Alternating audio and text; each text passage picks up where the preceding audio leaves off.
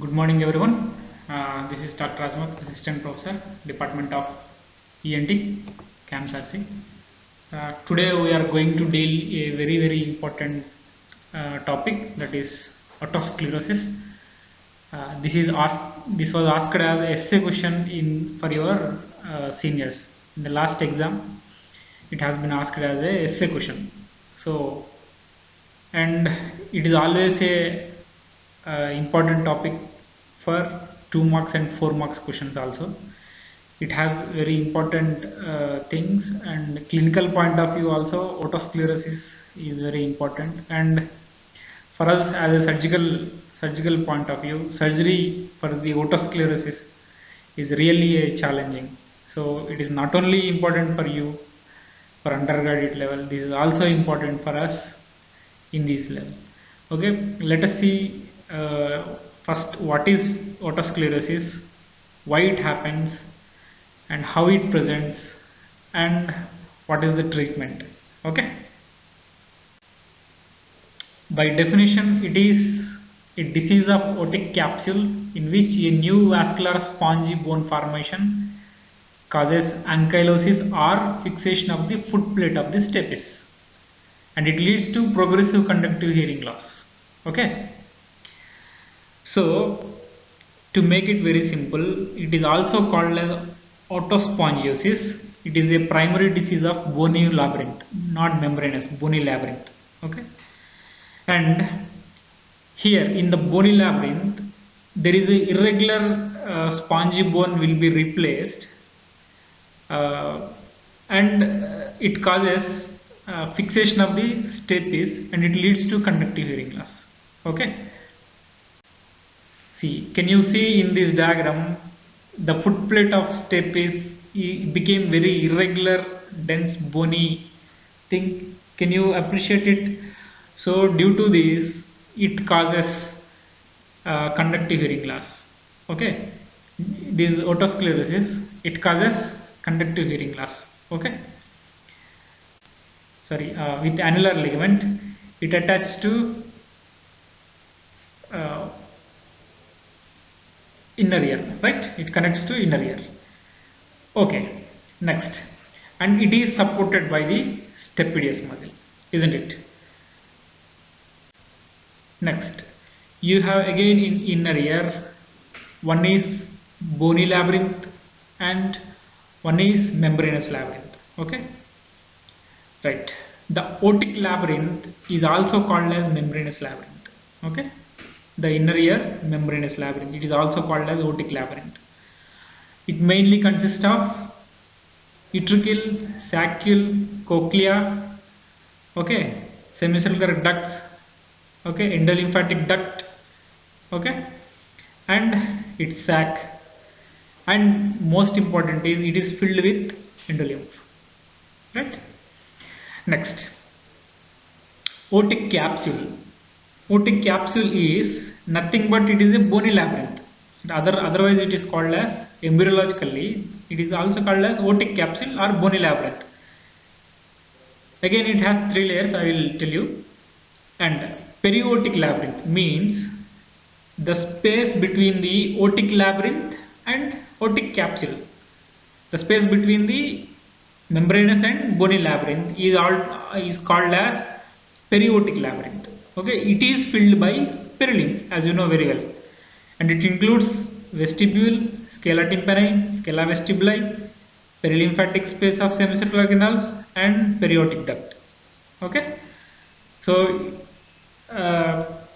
to make it very simple, you have a bony inner ear and a membranous inner ear. Bony inner ear is also called as otic capsule, and membranous is also called as otic labyrinth. The space between these two is periotic labyrinth, which is filled with perilymph. Okay, now come to otic capsule, okay, or bony labyrinth. Embryologically, okay, embryologically this is very important. At around 22 days of embryo, there is a formation of the otic placode. there will be formation of the aortic plug cord. With the invagination of the aortic plug cord, you will have a aortic pit. Okay, and this aortic pit, it leads to aortic vesicle. Okay, or also called as aortic plug cord, it leads to aortic vesicle. These aortic vesicle, it leads to two important things. One is ventral component and another one is dorsal component. The ventral component gives saccule and cochlear duct, and ventral component gives saccule and cochlear duct. The dorsal component leads to atrial, semicircular canals, endolymphatic duct. Okay, means membranous labyrinth. Okay, right. Here, in embryology only, in the aortic capsule.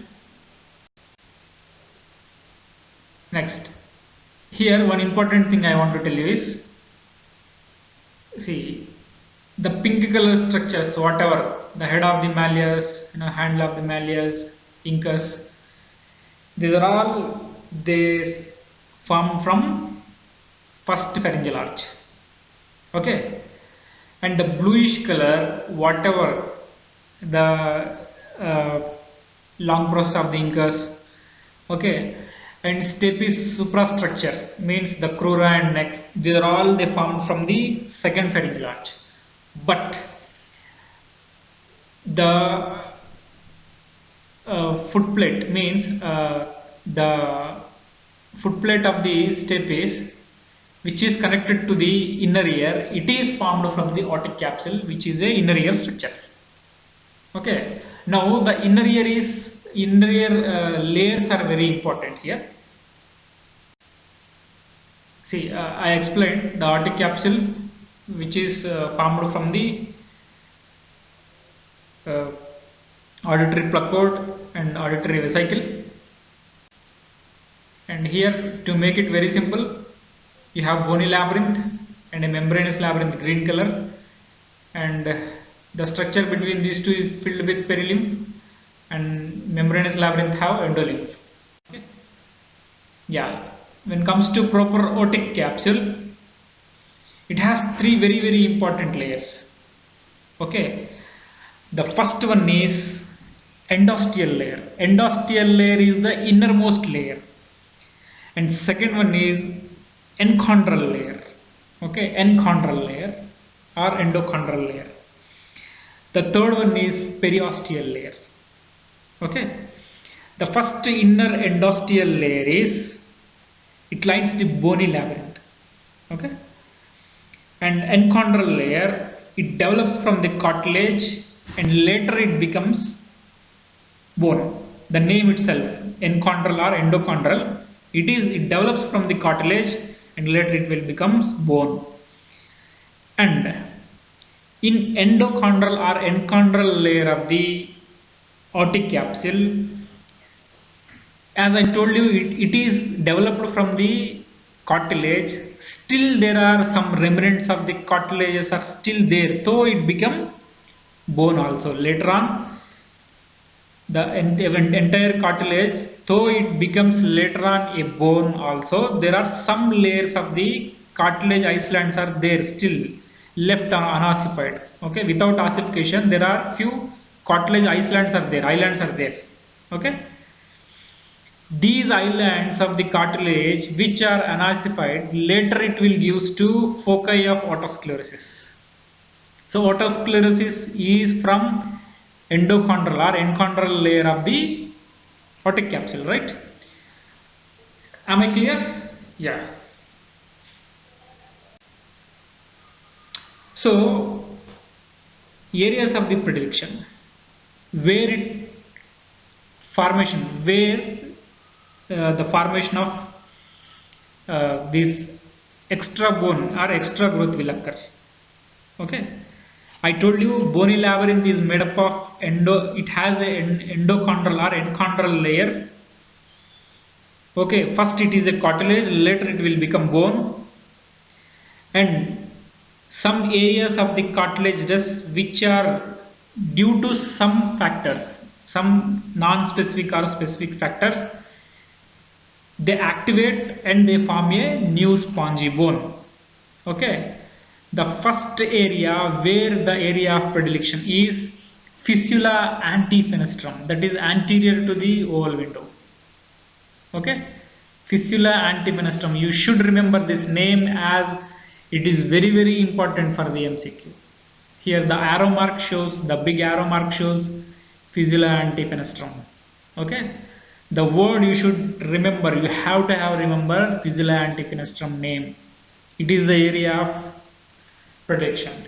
Another area also called that fossula antifenestrum, that is posterior to the oval window, that is very less. And apart from these areas, it can be, the foci can be on the promontory also, and somewhere over the facial nerve bone also. Okay, anywhere in the middle here, but 80 to 90% the new bone will be over the fistula antifenestrum only. Can you see the arrow mark? This is oval window, the anterior to the oval window, fistula antifenestrum. Here you can see in the CT scan also the red FAF means fistula antifenestrum, that is anterior to the oval window. It is the main important thing, area where you have a new bone formation. Okay,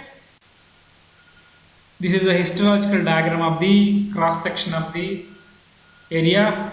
See, can you see the stapes tendon? The stape is very beautifully narrated, and the white arrow, that is fistula antifenestrum, the area where you will have a new bone formation. This new bone formation, it doesn't allow to move the stapes foot plate. That's why you will be having this conductive hearing loss. Okay, what is the background? Okay, what is the etiology?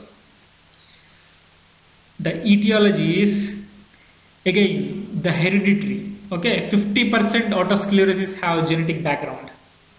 Okay, rest of the cases sporadic. Okay, and here I want to tell you the most important point is it is autosomal dominant disease. This is very important MCQ question. And n number of times they have asked what type of genetics. Okay, it is autosomal dominant type of trait with incomplete penetrance. Okay, autosomal dominant, you should remember this. Okay, and when it comes to race, whites are more affected than the blacks. Okay, and also it is more common in Indians. And here I want to tell you one important point is females are most commonly affected than the males. Okay, and females, if they are in pregnancy, it will be aggravated due to pregnancy. Okay, the disease will be flared up due to pregnancy. So my question is, if a 25 years old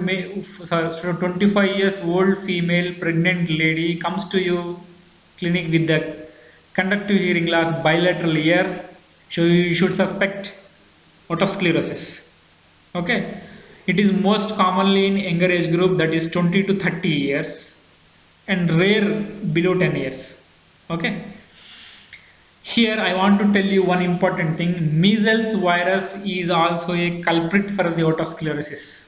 Measles virus, most of the temporal bone studies and all other studies which are on the otosclerosis is they confine the antibody and antigen of the measles. So measles is the culprit.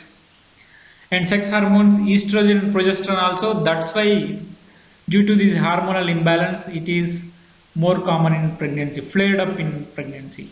Okay, and it is a inflammatory disease also, that is formulated by TNF alpha, TGF beta, interleukin 1 and 6, OPG, and it has very important genetic malformations, that is RANK, rank 1, rank L, and OTSC 1 to 6 genes, BMP gene, and COLA1 and COLA-A2 gene.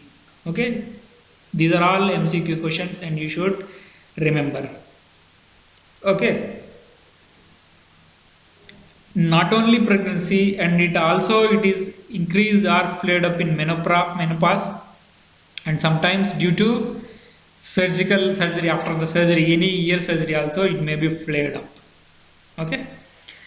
Here I want to tell you one important point is it is most commonly and seldom associated with osteogenesis imperfecta. Osteogenesis imperfecta, it presents with multiple fractures, right? Triad of autosclerosis and osteogenesis imperfecta and blue sclera, these three are also called as Van der Howe syndrome. This is very important. Van der Howe syndrome. Van der Howe syndrome, it consists of osteogenesis imperfecta, autosclerosis and blue sclera. Okay.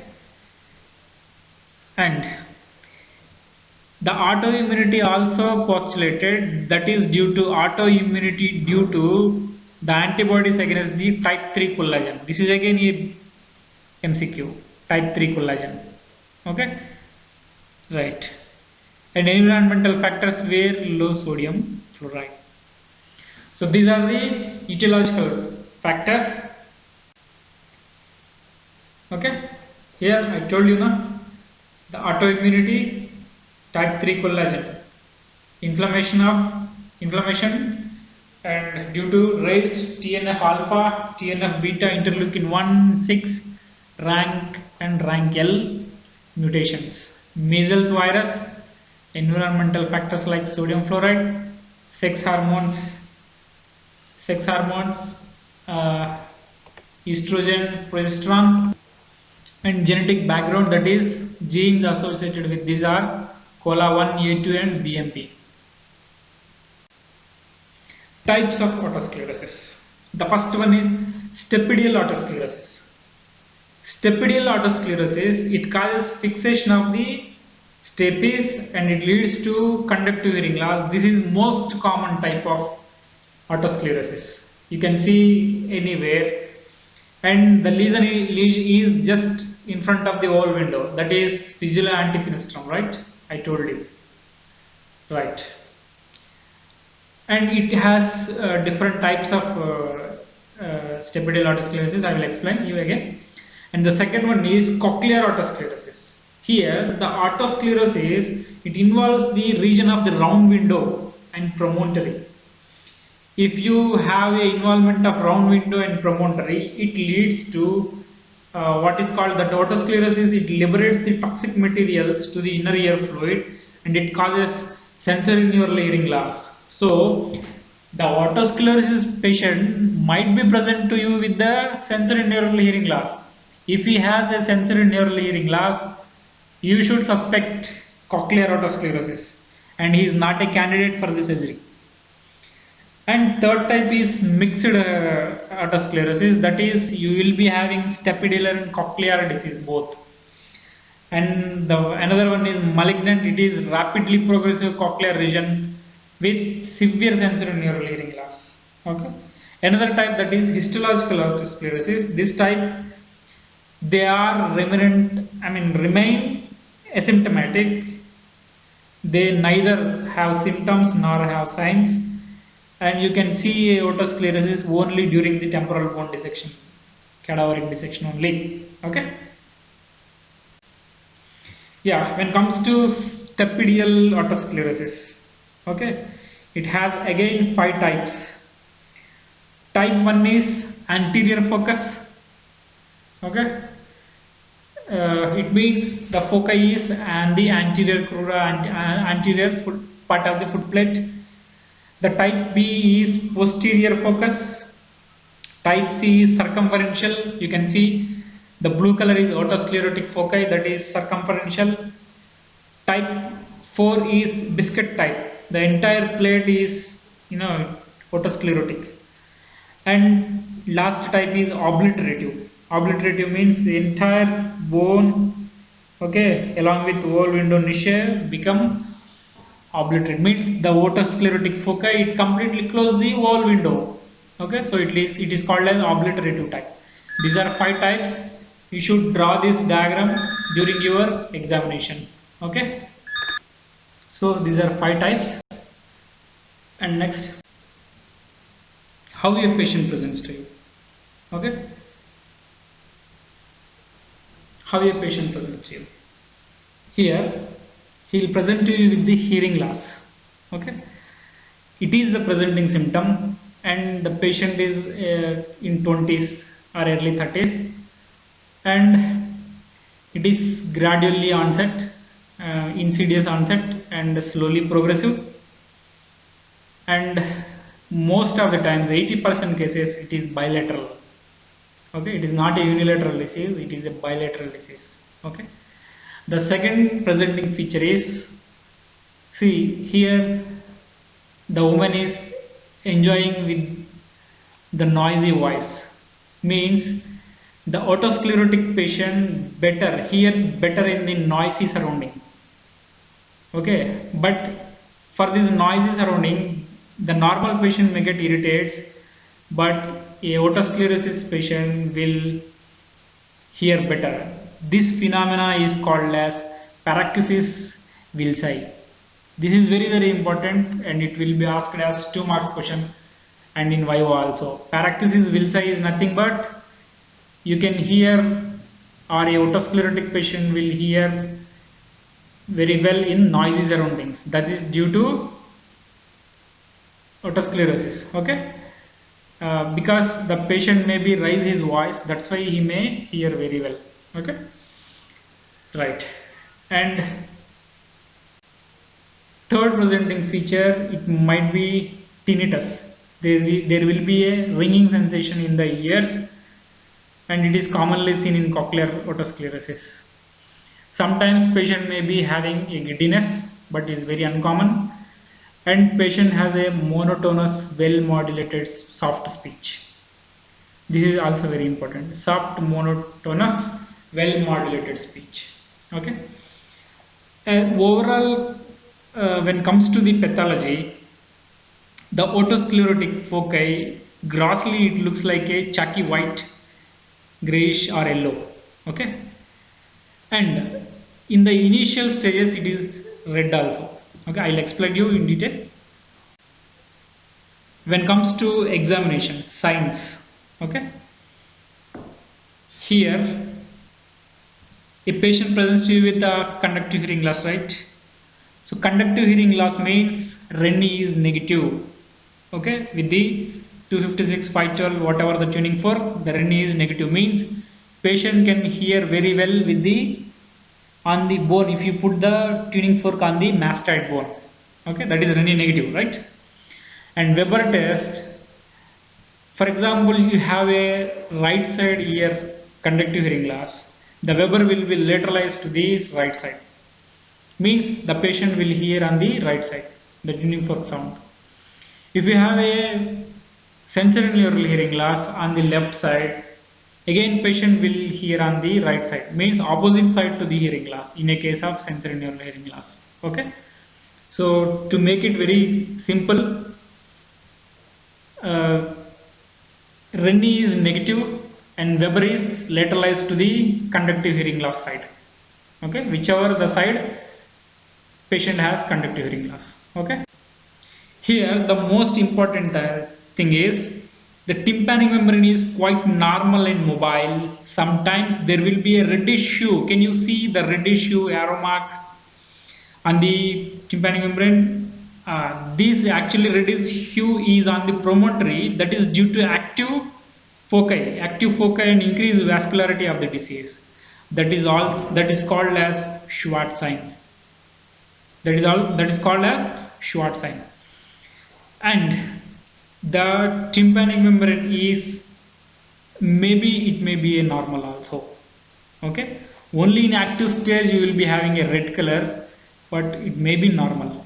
Okay, right. And eustachian tube function, it is always normal. Here the sign, the very important point is pure tone audiometry shows a Carhart notch. What is Carhart notch means? In the in the bone conduction, okay, in the bone conduction, the broken line is here bone conduction, a continuous line is air conduction. Okay, so there is a gap between air and bone conduction, so this is a conductive hearing loss. Okay, I will explain you some other day all detail about these pure tone audiometries. Here the important point you should notice, can you see a notch, or it is directing towards downwards at the 2000 hertz, at the 2K hertz, the broken line or bone conduction is going down, right? Can you observe this? This notch is called as Carhart notch, and this is classic for otosclerosis. With the surgery, this Carhart notch will go. Okay? If you do a successful stability surgery, the Carhart notch will go. Okay? Right. This is a classic stapedial otosclerosis, but in case of cochlear otosclerosis, you might be having a sensorineural hearing also. When it comes to tympanometry, tympanometry is where a test you will put a probe into the ear and you will observe the compliance of the tympanic membrane in the middle ear with the pressure. I will explain you again what are the types. It is A, B, C and A again, A, D and AS. Here you will have a low compliance at the normal air pressure, that is classical for otosclerosis. You remember like this, S for sclerosis, AD for disruption. If you have a ossicular disruption, you will be having a AD type. Okay, C, you will have a peak in the negative pressure at the minus 200. So it is in eustachian tubal dysfunction. B is if you have a perforation or a fluid in the middle ear, you will be having a B type. So AD type is ossicular disruption, AS type is you will see in the otosclerosis. Again this diagram, see the first one is A type, it is normal compliance. D is low compliance, that is middle ear fluid. C is negative, compliance, peak at the negative pressure, that is in eustachian tube dysfunction. The fourth one is AS type, low compliance at the ambient pressure, that is otosclerosis. AD is disruption, D for disruption, S for sclerosis. You remember like this. Okay, don't worry, I will explain you in all these PTAs and these tympanometries again in detail, don't worry. So comes to treatment. What treatment you want to give? What treatment you want to do? Okay, here the most three aspects is medical treatment and surgical treatment and a hearing aid. Okay, what is medical treatment? Medical treatment is consist of sodium fluoride. Generally no medicine will be cured, beneficial, but sodium fluoride has, you can try little bit, and it slows the maturity of the active foci. And remember, only you should give it in the active foci only. Already established disease you cannot. If you see a Schwartz sign which is active otospongeosis, you can try a sodium fluoride. Again, this is contraindicated. The sodium fluoride is contraindicated in renal disease patients. Right, hearing aid, where you will use hearing aid and you have a more hearing loss and associated with sensorineural hearing loss, and the patient refuses for the surgery, and you can give a very good hearing aid. And if he has a speech discrimination score is less than 60%, again you can. Okay.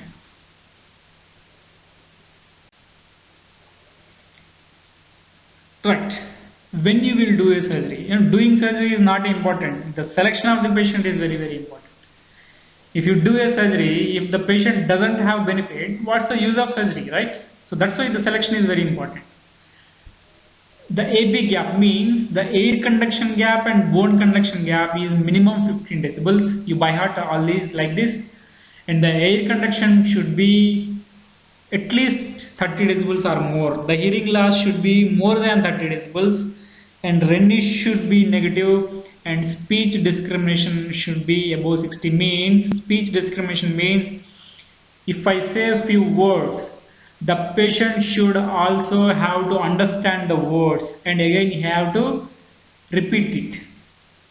Okay, he can hear, but if he can't understand what I am saying, that is low speech discrimination.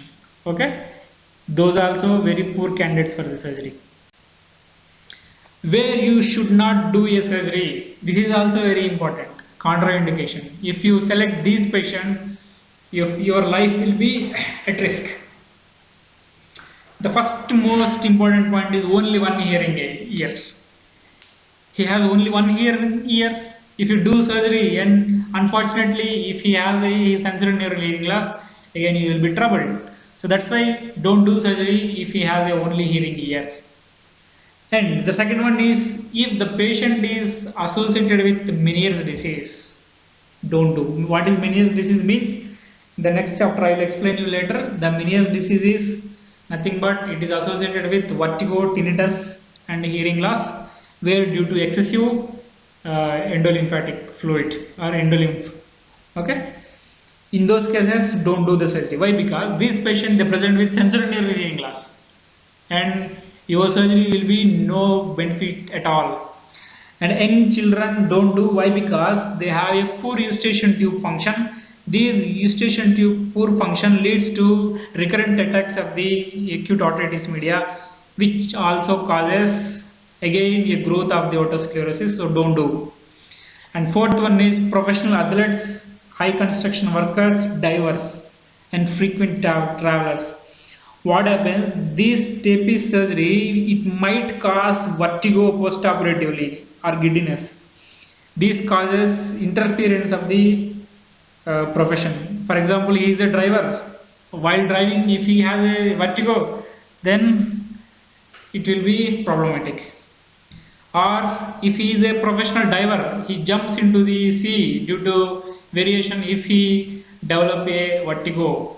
Or he is a high construction worker, he is working at the 37th floor of the building. If he develop a vertigo, then I don't want to tell what happens. Okay, right. And patients, those who work at the noisy surroundings, means after stapedectomy or stepidotomy, it is they are vulnerable to get the sensory neural hearing loss. So that's why don't do. And otitis externa and tympanic membrane perforation, and these are all relative contraindications. You can do surgery over the otitis externa and CSOM patients. First you do address the problem of otitis externa and TM perforation and then do surgery. Okay, it is a relative contraindication. And when it comes to the surgery, there are two types of surgery. One is stapedectomy, the another one is stepidotomy. Before that, I will tell you two important things of pathology. Okay. If you open the middle ear, at this stapes, you will have a whitish extra bone. Okay, whitish bone, that is called otospongiasis or otosclerosis, and is microscopically, histologically, it is normally dense enchondral layer. Okay, and the bone is always immature and with numerous marrows and it very highly vascular spaces and with osteoblasts and osteoclasts. Okay, right.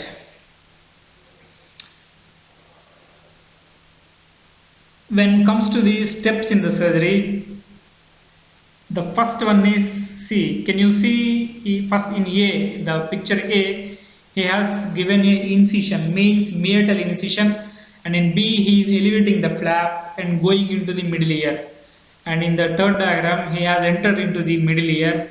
Can you see a incus, and below incus can you see the stapes? Okay, you just expose the stapes. Okay, and the next step is removal of the stapes suprastructure, means the neck anterior posterior crura, you just remove it and you create a hole in the stapes foot plate, that is called as stepidotomy. Or if you remove the entire foot plate, that is called as stapedectomy. Dectomy means removing. Otomy means making a hole. Okay, can you understand? So the stepidotomy means making a hole in the stapes foot plate, right? Stapedectomy means the removing the stapes foot plate, and the next step is you removed stapes suprastructure, right? And you make a hole in the stapes foot plate, okay, the remaining foot plate, and put a prosthesis between the incus long process and the hole which you made, okay. So most commonly use a Teflon piston, okay, and then put a vein graft and reposition the flap. This is stepidotomy or stapedectomy. Nowadays, see, can you see the long process? He engaged the piston to the long process and to the oval window, right? Can you see the piston, white color piston in the second diagram? He engaged to the long process of the incus. Here the very important point is, MCQ is, to which you engage the piston, long process, short process, malleus, stapes, like this they will ask the questions, okay. So this is stepidotomy or stapedectomy, and nowadays they are doing with laser also, okay. With the laser you just put a hole in the stapes foot plate and you make the processes in the place, okay. That is laser stepidotomy, easy surgery, and you have better results. So complications of the surgery, what are the complications? The first diagram shows you are elevating the tympanomeatal flap, right? So you are injuring the or tearing the tympanomeatal flap, and you can make a large perforation in the tympanic membrane also. The second diagram shows chorda tympani and facial nerve, right? So you can injure chorda tympani, which causes taste disturbances, and if you injure facial nerve, it causes disfigurement of the face, okay. You take an endoscope and do nose surgeries. What you have done, nobody knows.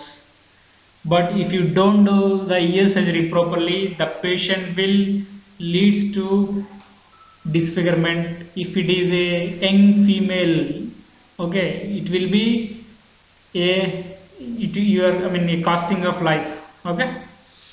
Next, in third diagram, can you see the below there is a nerve, that is facial nerve, that is nothing but a overhanging of the facial nerve. If you don't see properly, you may put the piston over the facial nerve again, which causes facial nerve paralysis. If you see a overhanging of the facial nerve, just don't do the surgery, just come back, okay. It is better to have a hearing loss rather than the facial disfigurement. Who will agree facial disfigurement? That's why don't do surgery, just come back. If you have a overhanging of the facial nerve, abandon the surgery, okay. Right. The next diagram, can you see the incus is dislocated? So incus is, if you have a incus dislocation, then you will have a problem with the prosthesis placement, and the patient might be having a perilymphatic fistula or perilymphatic granuloma, okay. That's why the patient will present with the vertigo. Early cases, there might be a serious labyrinthitis due to your surgery, and later on you might be having a perilymph. Why? Because you are putting a hole in the inner ear,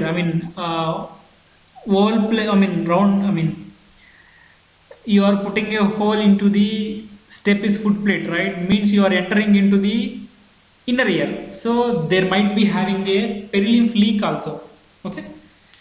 Right, and the patient finally will leads to hearing loss. That might be due to conductive hearing loss and sensorineural hearing loss. Conductive hearing loss is due to whatever the prosthesis you are putting, that may be short, that may be long, and the prosthesis may be dislocated, and that prosthesis may be and the sensorineural hearing loss due to intraoperative trauma and labyrinthitis infection, and again perilymphatic fistula. Sometimes the deadly complication is dead ear, means he can hear anything. he present with a mild hearing loss and you are doing surgery and it will leads to dead ear, means it is catastrophic. Okay, so you should be very careful. Only few surgeons, I mean not all ENT surgeons, they practice in doing the stapes surgery. Only few surgeons they do. Why? Because the complications and the sophistication of the surgery. It ends the topic of otosclerosis. To make it very easy, the patient presents with conductive hearing loss, sometimes sensory nerve hearing loss. There is a irregular woven bone in the stapes foot plate. So you just remove the stapes structure and put the prosthesis. Thank you very much. Thank you.